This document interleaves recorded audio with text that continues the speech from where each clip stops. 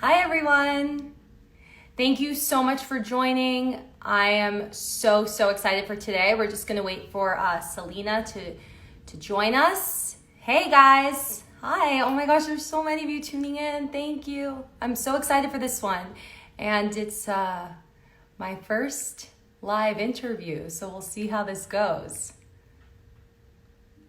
We're just going to wait a minute for Selena to join. Oh, cool. House of Anubis binge watchers. Love it. Thanks, guys. Hi, Jody. Hi. Hi, everyone. Okay. And so Selena is in. We're going to add her in. And then we'll get started. Thank you all so much for joining in. This is so exciting. Oh, look, and there's Hi. Selena. Hey. How's it going? Great. I'm so excited to have you on. This is my Me first. too. Thank you for having us. Of course. Well, this is my first live interview. So, It's mine too. So we'll see how this goes. okay, perfect. Thanks everyone for tuning in. I want to thank Selena and Know Your Vote for being here. This is a really exciting Instagram live for me because there are just so many questions that I think we all have. I've been getting so many DMs and comments and everything on what is going on with the election and what are the policies around COVID-19.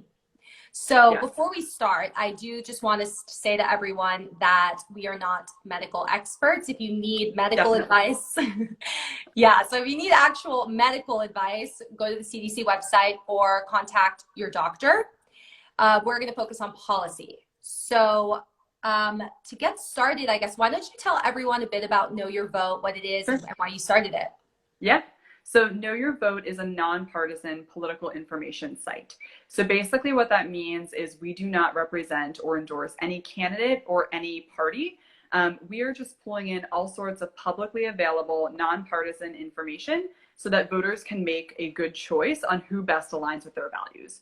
And to kind of address why I started it was that I have personally had this pain point when I've gone to vote in the past, where I'm like, I don't know enough about the candidates.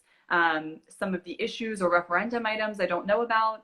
And so we kind of put our heads together and realized that a ton of people experience this every year and that there's all of this data already available. So we're just pulling in information that already exists in terms of legislative voting records, FEC donation data, public statements candidates have made, and we're making really simple, easy to understand candidate profiles broken out by issue.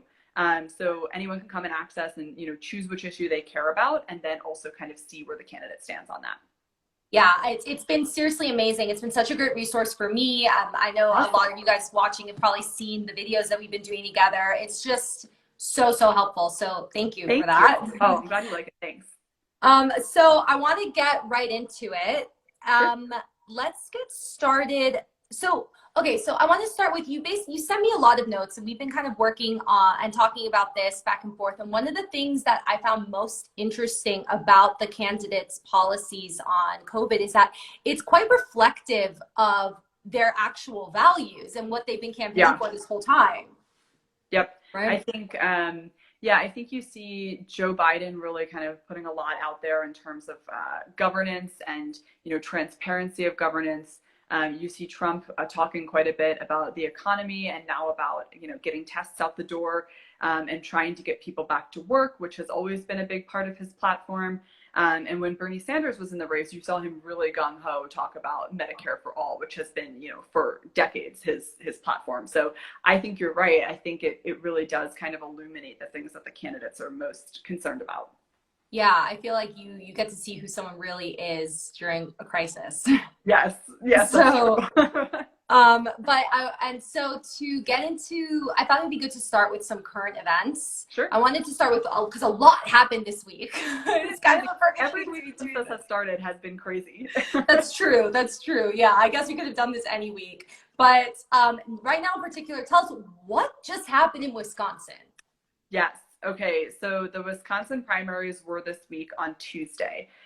Super interesting is that in this time of the coronavirus, most states have either postponed their primaries back, a month or two, or they've made absentee ballots and vote by mail a priority in their state. So they've altered it because simply people can't get to the polls. So Wisconsin's primary was supposed to happen this Tuesday, and it was getting closer and closer. And there was a lot of concern that it was actually going to go on when there was a statewide mandate to stay at home. In addition to the fact that President Trump has, advised all Americans to stay at home. So at the 11th hour on Monday, Governor Evers, who's the governor of Wisconsin, basically pulled the trigger and said, we're postponing this. It's going to be postponed until June. So that was kind of surprising that it happened the day before. And then, but a few hours later, the state Supreme Court came in and said, no, we're moving forward with the election regardless. Crazy. So it changed a bunch of times in the course of like a day. And they did move forward and have the election. And the real kind of bummer of this is that, so many people simply couldn't get out to the polls because they're concerned about health. But also the poll workers themselves were substantially reduced in size. I think one of the biggest concerns going into it was that simply too many polls would be inoperable because of the crisis. Yeah, so they had a really low turnout, right? Exactly. Yeah. Right. Unfortunately. And they're saying that their results will be in, I think, sometime early next week. But yeah, they did have low turnout, and people did show up, and there are these now famous pictures of them with masks over their face or hazmat suits. But so yeah, turnout was just significantly impacted by that. Yeah. Yeah, that's quite unfortunate. But moving on to other big news. The other big news of the week. The other big news is I'm not even going to comment on the elections because, again, I'm not, my followers know I'm not going to get political. So we're going to stick and I know you and you're like that as well. So we're going to just stick to the facts here. But in other news, Bernie is out. Yes. So Bernie has since dropped from the race. So he dropped on Wednesday. So a day after the Wisconsin primary, Bernie has, kind of announced that he's out. Who's to say, the exact reason he dropped when he dropped? But basically, he directly said that there was no longer a reasonable path for him to get the nomination. He simply couldn't get enough delegates. Wisconsin was a state that he did well in 2016, performing against Hillary Clinton. And in the days leading up, it was looking very likely that he would, not do well compared to Joe Biden. So he did drop after that and basically cited that he just couldn't get the number of delegates needed. I think it's ironic, though, that in the midst of a pandemic, a health pandemic, this candidate who has spent, his entire career in Medicare for all had to drop. Can you see, by the way?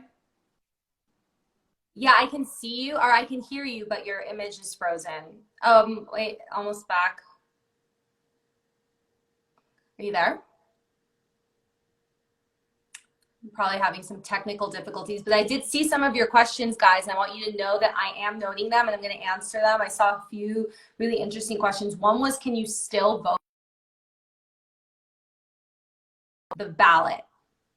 I think Selena fell out and she's going to have to jump back in. But yeah, Bernie will still be on the ballot. And that's why technically they'll say that Biden is the presumptive nominee, but at this point he does have the most confirmed delegates. So it looks like he most likely will be the Democratic nominee. And then let's see where Selena is. Let's see, bring her back in. Oh.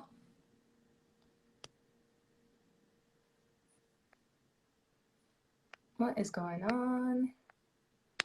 Well, let me click, guys.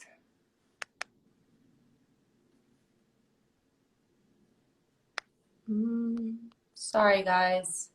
I'm not able to get her back in.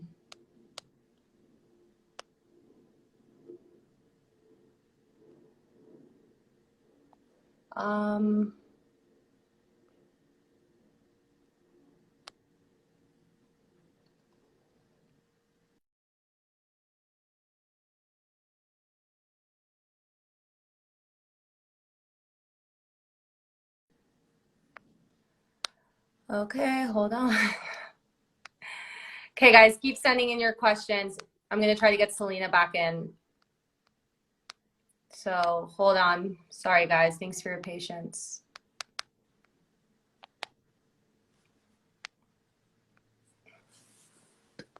Mm.